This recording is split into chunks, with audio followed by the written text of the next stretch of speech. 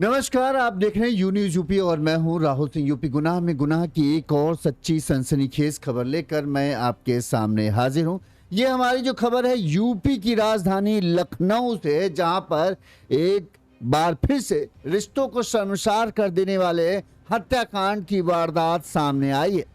यहाँ पर एक बहू को अपनी मर्यादाएं, अपनी सीमाएं जो है याद नहीं रही और वो सब इन सीमाओं को, इन मर्यादाओं को लांघती चली गई और फिर अवैध संबंधों के जाल में फंस गई। एक बहू को अपने ही भांजे के साथ जो है प्यार हो गया और इस प्यार में बहू इस कदर दीवानी हो गई कि उसे अब अपने भांजे से दूरी की हद से बर्दाश्त नहीं। लिहाजा उसने एक खौफनाक प्लान बनाया। प्लान ये कि अपने पति के पूरे परिवार को धीरे धीरे कर कर एक एक करके मौत के घाट उतारना है और फिर पति की ही संपत्ति पर, पति के पैसों पर अपने प्रेमी के साथ ऐशो आराम से जिंदगी गुजारेगी। ये था पत्नी का फैमिली मर्डर प्लान। इस फैमिली मर्डर प्लान के तहत पत्नी ने सबसे पहले अपनी बूढ़ी सास, जिनकी उम्र करीब 65 साल थी, उन्हें निशाना बनाया और उन्हें मौत के घाट उतार भी दिया। इस चालाकी के साथ पत्नी ने सास की हत्या की कि किसी को भनक तक नहीं लगी। 4 दिन अंतिम संस्कार हो चुका था, सास को दफनाया जा चुका था और 4 दिन तक किसी को ये पता ही नहीं चला कि दरअसल परिवार के लोग जिसे बुढ़ापा बीमारी की वजह से मौत मान रहे हैं, असलियत में वो नहीं है। बहू ने एक जहर खाने में मिलाकर जो है सास को दे दिया। सास खाना खाती है 5 तारीख की रात को और उसके बाद उसकी तबीयत बिगड़ जाती है। उल्टियां शुरू होती हैं, उल्टियों के बाद जो है उसको दस्त शुरू हो जाते हैं और इस तरह से उसकी तबीयत बिगड़ती जाती है। परिवार के लोगों को लगता है कि भाई बुढ़ापा है, हो सकता हो कोई चीज़ सूट नहीं की हो, इसकी वजह से जो है दिक्कत हो गई। परिवार के लोग इधर से उधर बूढ़ी माँ को लेकर जो है, पति जो है बूढ़ी माँ को लेकर इधर से उधर अस्पताल भटक रहा था। लेकिन कभी यहाँ से जवाब हो जाता तो दूसरे अस्पताल जाता, दूसरे अस्पताल में कुछ इलाज होता तो फिर दूसरी जगह लेके जाता। लेकिन 6 तारीख की रात को इलाज के दौरान ही जो है जो बूढ़ी सास थी उनकी मौत हो जाती। मौत होती है, परिवार के लोगों को लगा कि भाई बीमारी की वजह से मौत हुई है, अब क्या कर सकते। लिहाजा तुरंत उसी दिन जो है गाँव के जो अपने अमूमन कई गांव में अभी भी परंपरा है कि खेतों में जो है जाकर लाश को दफना दिया जाता है, तो वहां पर जाकर जो है सास की लाश को दफना दिया गया। घर में शोक था, परिजनों का रो रो कर बुरा हाल था, लेकिन सब यही कह सकते भैया होनी है, होनी को भला कौन टाल सकता है, अब क्या कर सकते हैं, दुख है। लेकिन धीरे धीरे जो क्रियाक्रम है उस सबको करते हुए आगे बढ़ो। परिवार के लोग भी आगे बढ़े थे। 4 दिन गुजर जाते हैं, पत्नी का राज किसी को पता नहीं कि उसने ही अपनी सास की हत्या की प्लान।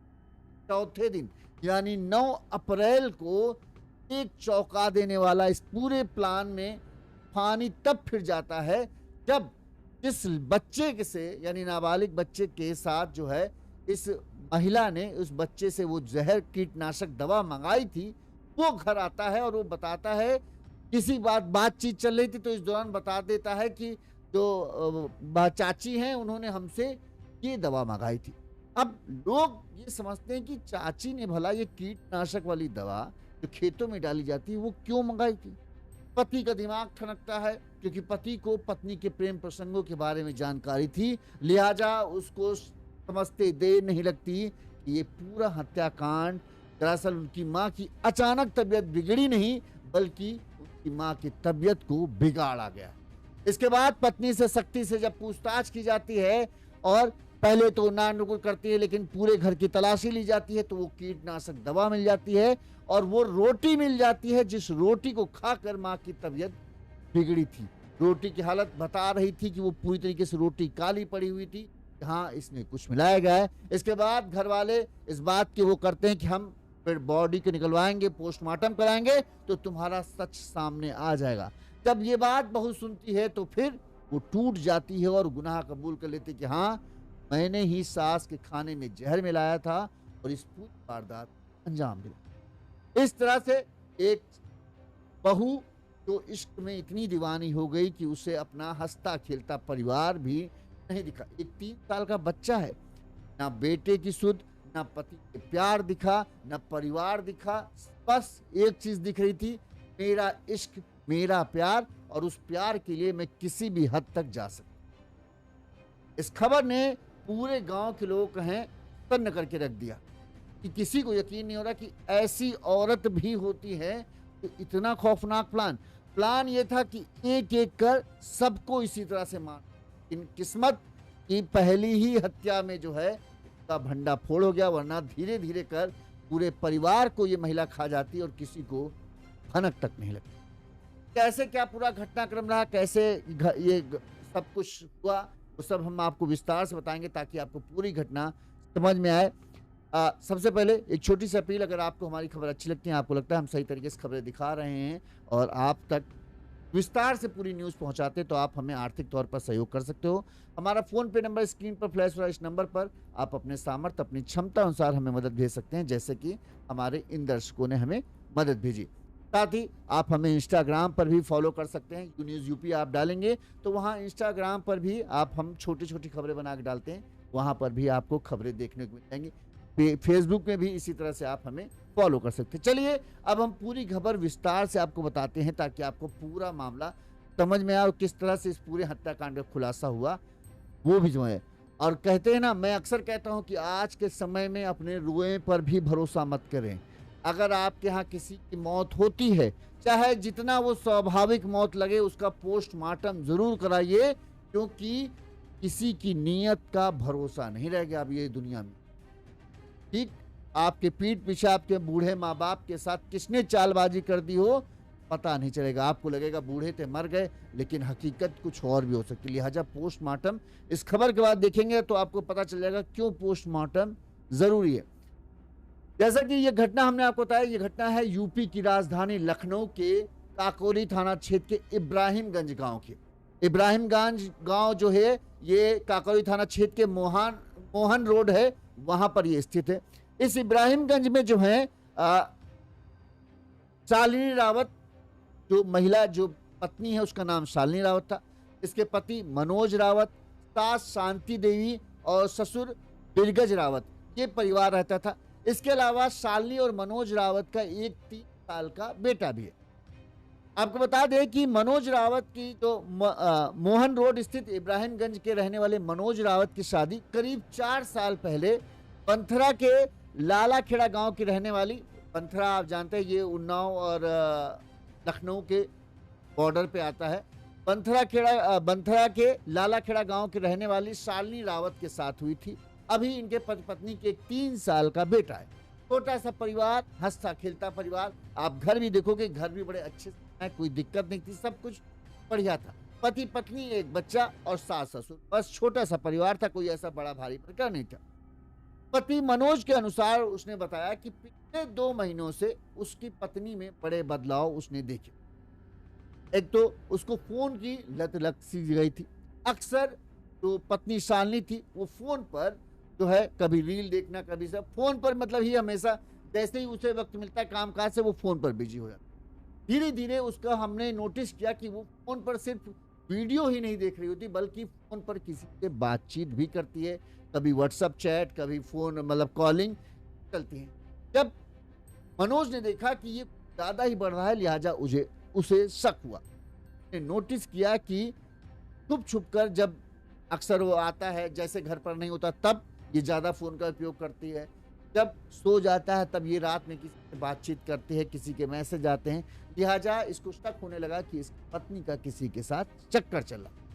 जब ज्यादा ये सब बढ़ने लगा तो मनोज ने छानबीन की तो उसे ये पता चल गया कि उसकी पत्नी का उसके ही भांजे, अब ये सगा भांजा के नहीं बना लेकिन भांजा था, इसका ही भांजा लगता था शालिनी का, इसके भांजे के साथ जो है पिछले 3 से 4 महीनों से जो है प्रेम प्रसंग चल रहा है और दोनों के बीच खूब बातचीत होती है। एक दिन तो दोनों को रंगे हाथों जो है फोन पर बातचीत करते हुए मनोज ने पकड़ लिया था। जब ये फोन पर बात कर रही थी, इसी दौरान मनोज पकड़ गया और मनोज ने इसका फोन छीन लिया। फोन छीना तो ये पहले छीना जो ठीक है, लेकिन फोन छीन कर इसने देखा किससे बात कर रही, तो पता चला कि ये उसका भांजा करण था। जब इससे बातचीत हुई तो ये हुआ कि हाँ, मतलब थोड़ा झगड़ा-वगड़ा हुआ, विवाद हुआ, लेकिन फिर मामला ये हुआ कि भाई 1 साल एक बेटा है, अगर झगड़ा करेंगे तो फिर बेटे की परवरिश कौन करेगा? तो हिदायत देकर, वार्निंग देकर जो है मनोज रावत ने इसे छोड़ दिया कि ये अब नहीं होना चाहिए और ये सब ठीक नहीं है।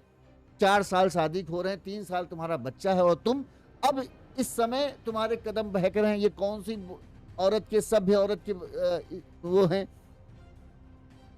इस दौरान इसने माफ़ी-वाफ़ी माँग ली कि हाँ, हम हमसे गलती हो गई, हम कुछ नहीं करेंगे, अब हमारा उससे कोई लेना-देना नहीं।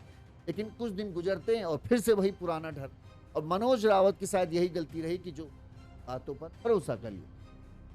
इधर ये शालिनी को पता चल चुका था कि मनोज अब शक करने लगा, लिहाजा वो बहुत एहतियात बरती, फिर भी मनोज की टोका-टाकी लगातार बढ़ती जा रही थी। इस टोका-टाकी बढ़ने से जो है शालिनी खूब परेशान थी।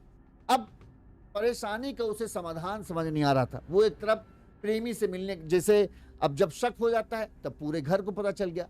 जो मनोज की माँ थी शांति देवी, उन्हें ये पता चला, पिता को भी पता चल गया, लिहाजा अब सब जो है बहू पर नजर रखते थे कि क्या कर रही, इसको अकेला छोड़ते नहीं थे। खासकर सास एकदम कड़ी पैनी नजर बनाए हुई थी। अब सास की इस पैनी नजर की वजह से ये एकदम बेताब हुई जा रही थी, क्योंकि ये अपने प्रेमी से बात नहीं कर पाती थी, मिलने का कहीं कुछ वो बन नहीं पा रहा था। तो ये एकदम इसको लग रहा था कि ये सास नहीं, मेरे ऊपर एक तरीके से कहें, वो नहीं कहते रडार फिट कर दिया है मेरे पति ने, कि मेरे ऊपर 24 घंटे कैमरा लगा दिया है, कि मेरे ऊपर 24 घंटे नजर रखती है, कि मेरा उठना बैठना तक मुश्किल कर दिया है। और इसकी इतने प्रेमी से मिलने या प्रेमी से बात करने की इतनी बेकरारी इसको बढ़ती जा रही थी, अब वो सास जो है उसे किसी कांटे की तरह चुभ रही थी। कि लग रहा था कि किसी ना किसी तरह इसे रास्ते से हटाओ, नहीं तो फिर हम क्या करें। और इसीलिए फिर शालिनी ने अपने प्रेमी भांजा जो था इसके करण के साथ मिलकर बताते हैं कि एक खौफनाक प्लान बनाया। प्लान ये कि धीरे धीरे कर कर हम सबको रास्ते से हटाएंगे और फिर ये जो घर है, ये जो संपत्ति है, हमारे नाम पर आ जाएगी और फिर हम अपने प्रेमी के साथ ऐसो आराम से अपनी पति की लाशों पर ऊपर चढ़कर उनकी ही संपत्ति पर उनके घर में बैठकर ऐश करेंगे और कोई हमें रोक नहीं पाएगा, कोई हमें टोक नहीं पाएगा। प्लानिंग बन चुकी थी। इसी प्लानिंग के तहत जो है फिर ये हुआ कि किस तरह से मारना है। लिहाजा एक कीटनाशक जो है, जो दवाइयाँ खेतों में छिड़कती हैं वो बहुत जहरीली होती हैं, उस कीटनाशक को जो है ये इसने शांति ने किसी गांव के एक लड़के से मंगवा लिया। अब गांव में दे देते हैं, भाई खेतों तुम छिड़कना होता है तो अक्सर किसान अपने बच्चों को भेज देते हैं कि जाओ भैया ये दवा ले आना जाके वहां से, तो ले आते हैं।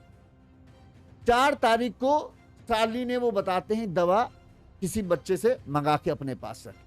अब 5 तारीख को सबसे पहला शिकार कौन बना? बूढ़ी सास शांति देवी, जिनकी अक्सर तबीयत खराब, 65-70 साल की हो रही थी, तबीयत खराब होना लाजमी सी बात है, तो तबीयत खराब रहती। शालिनी ने जो है 5 तारीख की रात को बताते हैं खाना बनाया और उसने क्या किया, रोटी में, जो सास को रोटी देने वाली थी उसी रोटी में जो है उस जहर को मिला दिया। जैसे ही सास ने रोटी खाई, थोड़ी देर बाद जो है सब, थोड़ी देर तक तो कुछ नहीं हुआ, लेकिन थोड़ी देर बाद उसने असर दिखाना शुरू किया। ऐसा नहीं कि बहुत ज्यादा तेज, ज्यादा मात्रा मिला दिया कि तुरंत ही मर जाए। अब तुरंत मर जाएगी तो शक हो जाएगा, लिहाजा उसने थोड़ी मात्रा मिलाया कि उसका किसी न किसी तरह रिएक्शन कर जाए। अब बूढ़ा शरीर, वैसे भी उसमें उतनी ताकत तो होती नहीं है कि बीमारियों से लड़ने की क्षमता बढ़े। जब ये धीरे धीरे असर शुरू करता है तो पहले सास को उल्टियाँ आनी शुरू होती हैं। सास को उल्टियाँ आने शुरू होती हैं, वो अपने बेटे को बताती हैं कि बेटा तबीयत ठीक नहीं लगी, पता नहीं क्या हुआ, अचानक से उल्टी आ रही, लग रहा है कुछ गड़बड़ सड़बड़ खा लिया, क्या है। जब बेटे को बताती हैं सास, जो माँ थी, तो बेटा मनोज क्या करता है, उनको जाकर डॉक्टर के पास से दवाई लेके आ जाता है। दवाई खाती हैं, लेकिन उल्टियाँ रुकती नहीं, लगातार उल्टियाँ होती जा रही, तबीयत धीरे धीरे बिगड़ती जाती। फिर दूसरे डॉक्टर के पास जाकर दवा लेके आता है, दवा लेके आते हैं तो उल्टियाँ तो रुक जाते हैं, लेकिन फिर उनको क्या हो जाता है, दस्त शुरू हो जाते हैं, यानी लूज मोशन, जैसे ज़्यादा लेटरिन हो जाना, ज़्यादा लेटरिन होने से अब उनकी तबीयत और वो एकदम एक दिन के अंदर ही, मतलब 5 तारीख की रात को खिलाती है और 5 तारीख की रात सुबह 6 बजे तक में जो है उनकी सेहत आधी हो जाती है। इस तरह से उल्टी दस्त से वो परेशान होती। अब बेटा माँ को लेकर भागता, इधर से उधर भाग रहा था। जहाँ पहले तो शुरुआत में चूंकि उल्टी और दस्त आना नॉर्मल सी बात है, तो पहले उसने जो गांव के डॉक्टर नहीं होते कि गए भैया, अरे भैया वो दवा दे देना, अम्मा को उल्टी आ रही। डॉक्टर ने दवा दे दी, दवा खिला दी, थोड़ी देर आराम मिला, फिर दिक्कत हो गई, फिर गया वो दूसरी, भैया आराम नहीं मिला कोई, अच्छा हार्ड दवा दे दो, हार्ड दवाई दे दिया, फिर आराम। जब आराम नहीं मिला तो ये फिर अस्पताल लेके गया, बताया कि भाई उल्टी आ रही है, तो डॉक्टर ने वहाँ एडमिट किया। उसने भी इस चीज़ को, डॉक्टर ने भी, छोटे मोटे गांव में अस्पताल होते हैं, आप जानते हैं, कोई उतना बड़ा हाई फाई तो होता नहीं कि जो जांच पड़ताल पुरुष कर दें, जो बहुत प्रोफेशनल डॉक्टर हों जिनको शक हो जाए कि ये गड़बड़ है, एडमिट करते हैं, तो इलाज चलता है। वहाँ से कहते थे भाई नहीं रोक पा रहे थे, दर्द बहुत तेज हो रहा था, तो दर्द की दवा दी दिया, दर्द तो आराम है, लेकिन बाकी चीज़ों में आराम नहीं। और धीरे धीरे 6 अप्रैल की शाम तक जो है आखिरकार शांति देवी की बीमारी की वजह से मौत हो जाती, शाम मतलब 3-4 बजे के आसपास। अब जैसे ही मौत खबर मिलती है पूरे घर में, पर जो बेटा है भाई घर में सूचना भेजता है पिता के पास कि पिताजी माता जी का देहांत हो गया, तबीयत खराब थी, ठीक नहीं हो पाए। तो पिताजी को भी लगा भाई बूढ़ी थी, तबीयत बिगड़ गई, अब खत्म हो गई, क्या कर सकते। लिहाजा घर में जो महिलाएं, ये भी पत्नी भी थी उन महिलाओं में जो अपने सास के खत्म होने पर जैसे बाकी सबकी महिलाएं रो रही थी, उसी तरह ये भी फूट फूट कर रो रही थी, अरे अम्मा कहाँ चली गई, अरे अम्मा कहाँ चली गई, इतनी जल्दी कैसे चली गई। इस तरह से रोना जो गांव देहात में चलता है, उसी तरह से ये भी खूब ड्रामा किया। किसी को रत्ती भर भी शक नहीं हुआ कि कुछ गड़बड़ है। सबको लगा बीमारी की वजह से जो है बूढ़ी माता जो है शांति देवी जी, उनका निधन हो गया। उसी शाम को बॉडी आई और शाम को जो है खेत में जाकर उनकी लाश को दफन भी कर दिया गया। किसी ने ये भी नहीं सोचा चलो एक बार पोस्टमार्टम, क्योंकि पिता लगा, जो बेटा था वो लगातार माँ के साथ इलाज कराता जा रहा था। सबको लगा कि बीमारी की वजह से हुआ होगा, फूड पॉइजनिंग हो गई होगी या कुछ हो गया होगा जिसकी वजह से देहांत हो गया। तो उन्होंने पोस्टमार्टम कराना उचित समझा नहीं और लाश को जाकर दफना दिया। 2-3 दिन तक घर में ऐसे ही शोक का माहौल रहा।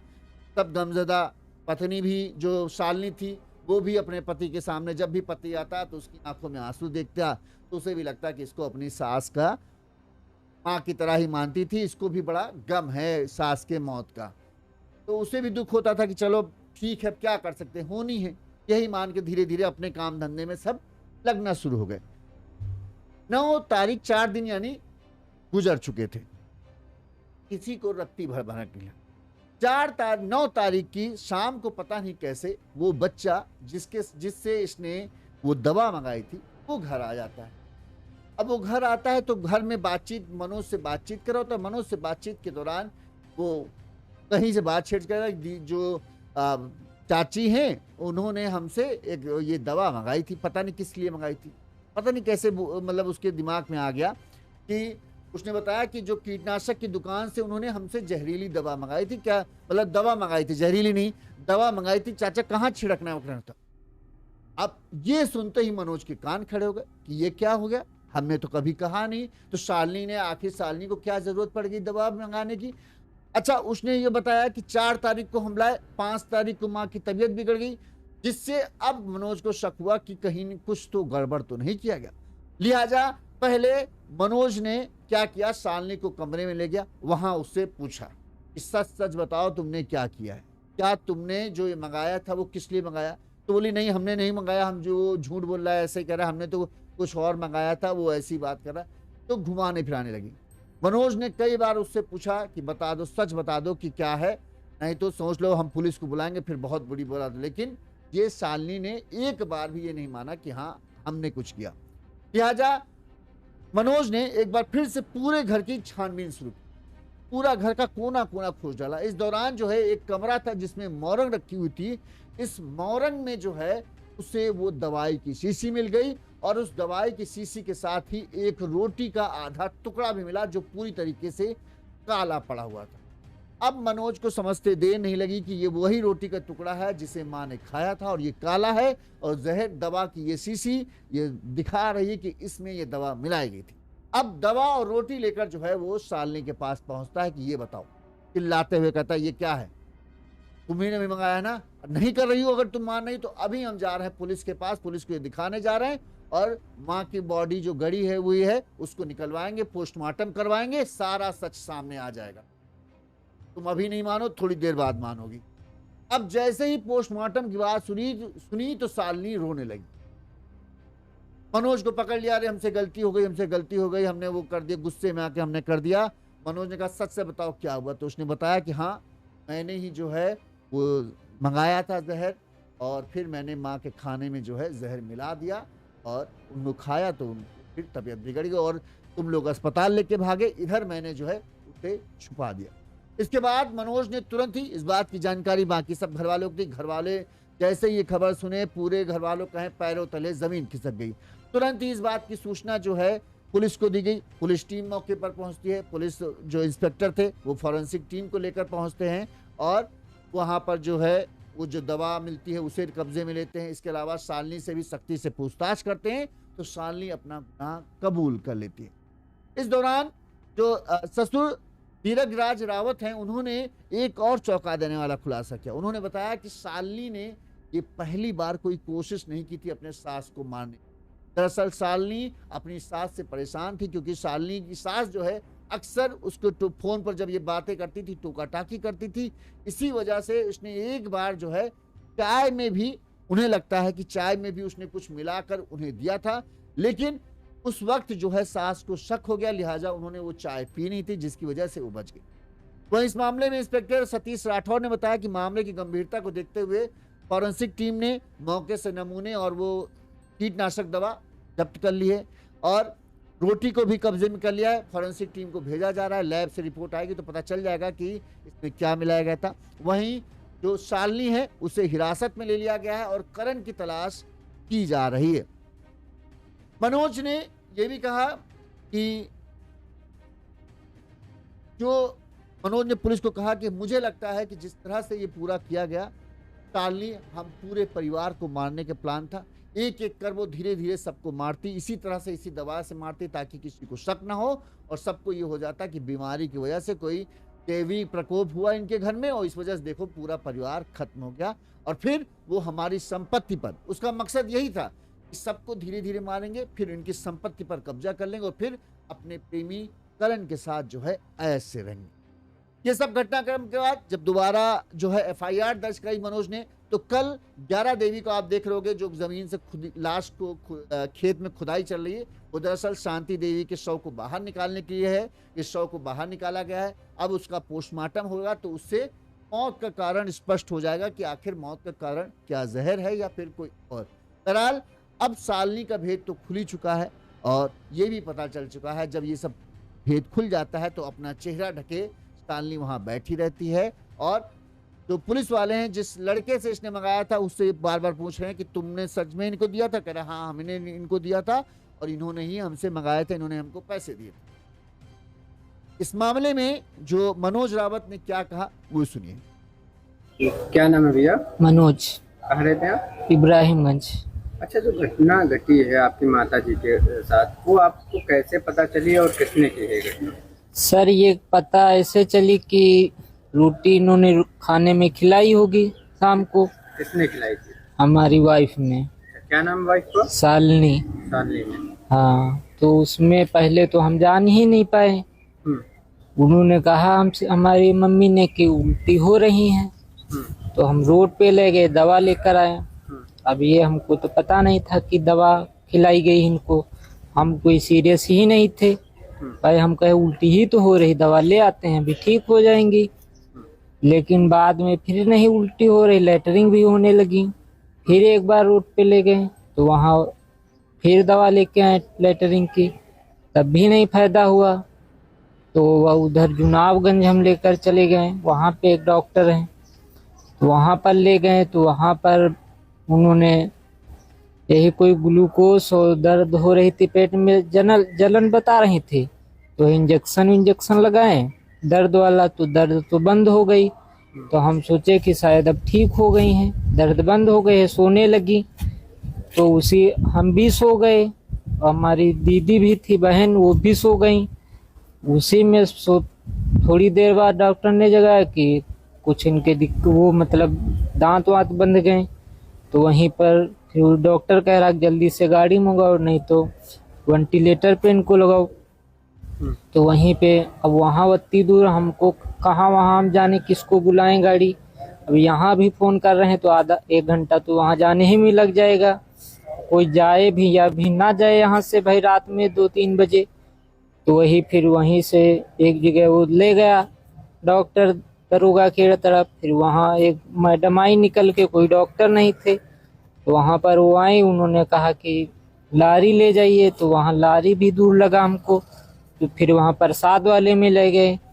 वहाँ डॉक्टर आए निकल के, चेक वेक किया तो वहाँ बोले कि ये खत्म हो चुकी हैं।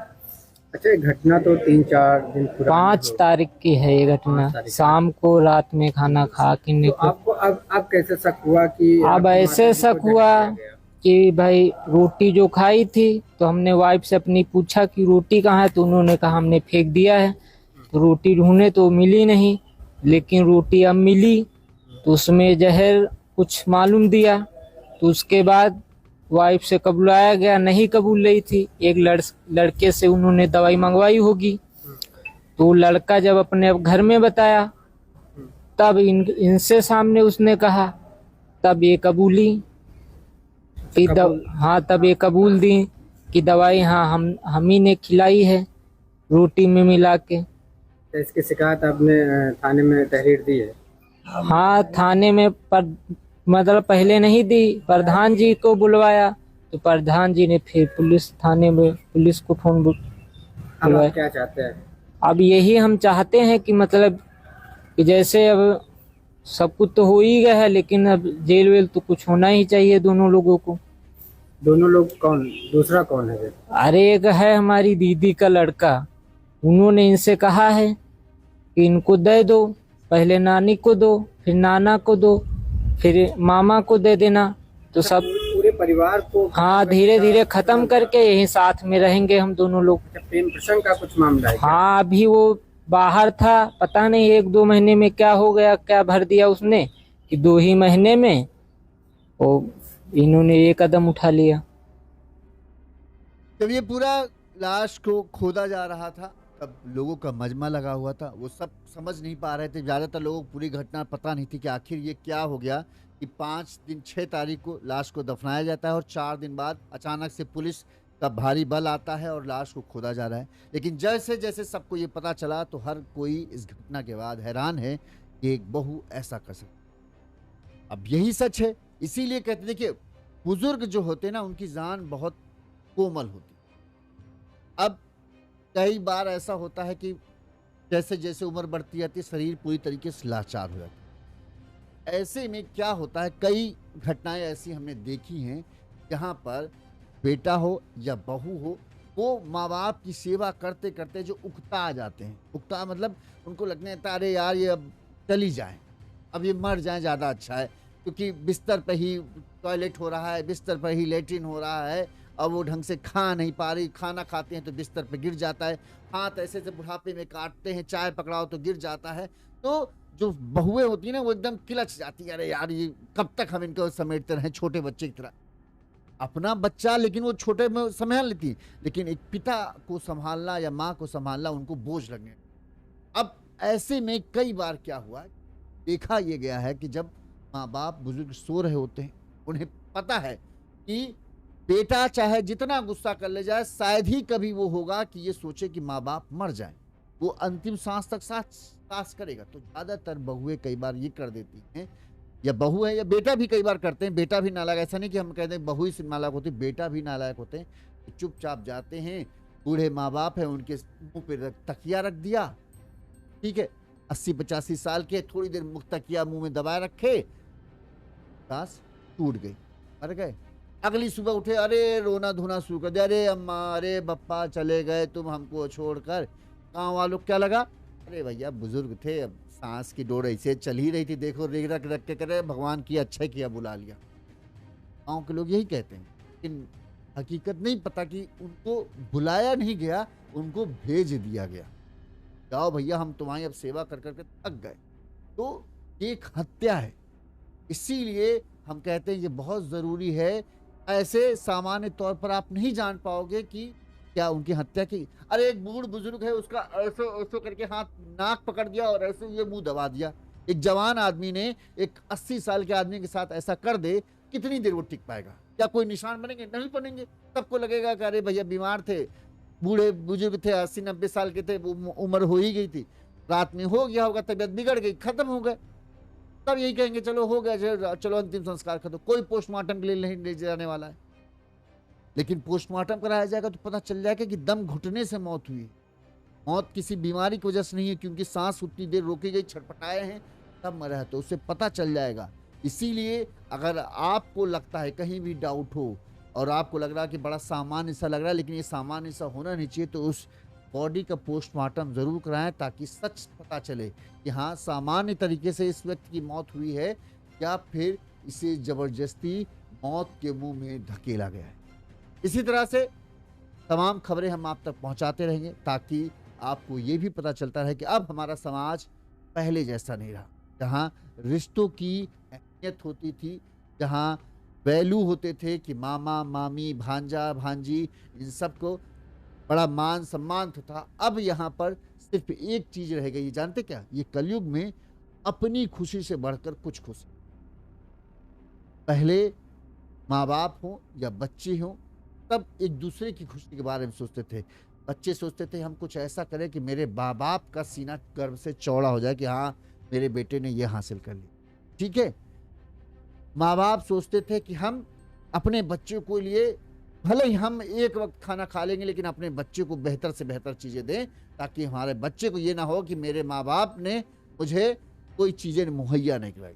पहले ये चलता था। अब माँ भी अपने बारे में सोच रही कि हम लाली लिपस्टिक, हमारे पास ज़्यादा पैसा हो जाए ताकि हमारा बुढ़ापा सुरक्षित हो जाए, भाड़ में बाकी दुनिया भाड़ में जाए, ठीक है। बहुओं को है कि हमारी खुशी इंपॉर्टेंट है, पति कमा रहा है तो कमा रहा है, लेकिन हमको तो खुशी नहीं मिली। अब हम खुशी फोन पर सोशल मीडिया पर ढूंढ रहे हैं। कोई लफंडर लड़का मिल गया, वो 2-4 तारीफ कर देता है, अरे भैया ये बहुत अच्छा लड़का है, उससे बातचीत करने में लग गई। वो भूल गई कि वो किसी बच्चे की माँ है, किसी 2-3 बच्चा उनके भरोसे बैठे हैं, पति है, परिवार है, सबकी मान मर्यादा कैसी की तैसी।